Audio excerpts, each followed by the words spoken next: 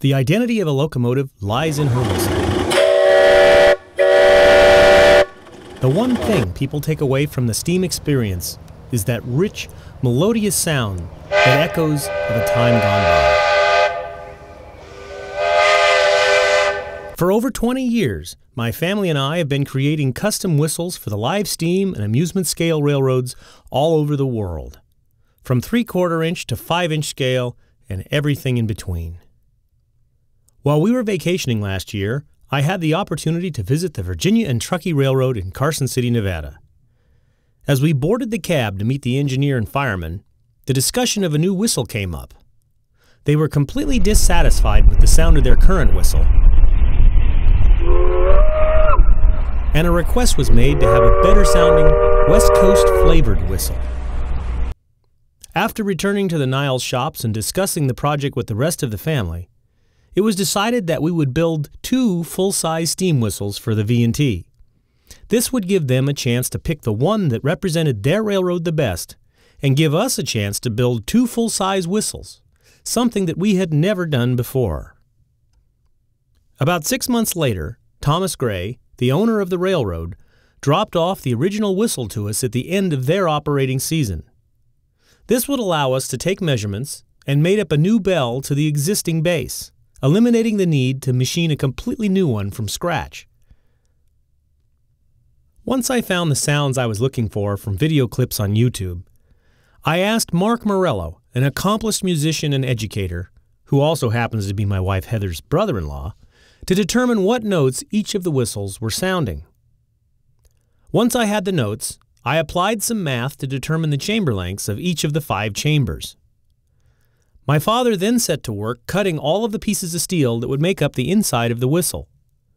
Once all the pieces were machined and interlocked so they couldn't move during welding, it was off to my brother's shop in the Sierra foothills. Steve welded the interior vanes with a MIG welder and the bell to the vanes with traditional stick welding. After all the welding was complete, the whistles were tested on air to make sure they both performed as predicted, and the video was sent to the V&T for approval.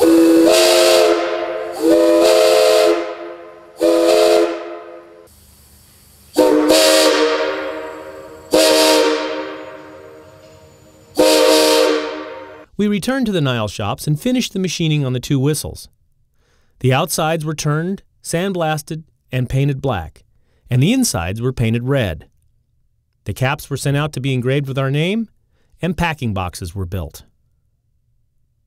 On Saturday, June 8, 2013, at 7:45 a.m., the first whistle was installed on the McCloud River number 18. All the planning, machining, and overwhelming stress would be resolved with the first pull. Would it work as designed? Would it overblow? Would the railroad be happy with the sound? These were all questions going through my mind as I pulled the cord for the very first time. Jeez, Ryman! Oh. That's a little loud.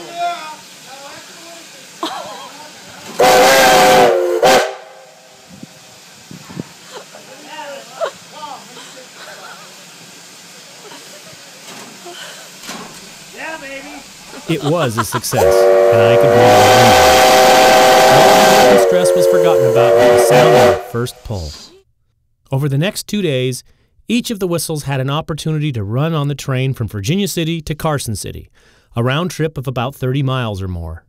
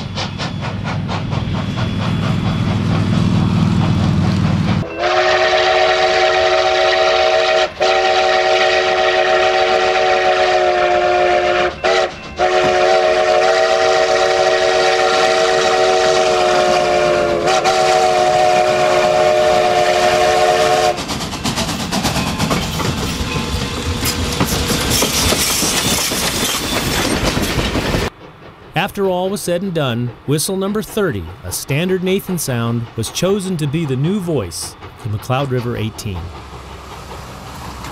We could never thank the crew or the owner of the Virginia and Truckee Railroad enough for the opportunity and experience they provided to us. We made some great friends, had a wonderful time, and we now count them as part of our closest railroad family. So the next time you're in Carson City, stop by the Virginia and Truckee Railroad and take a ride on one of the best short lines in the world.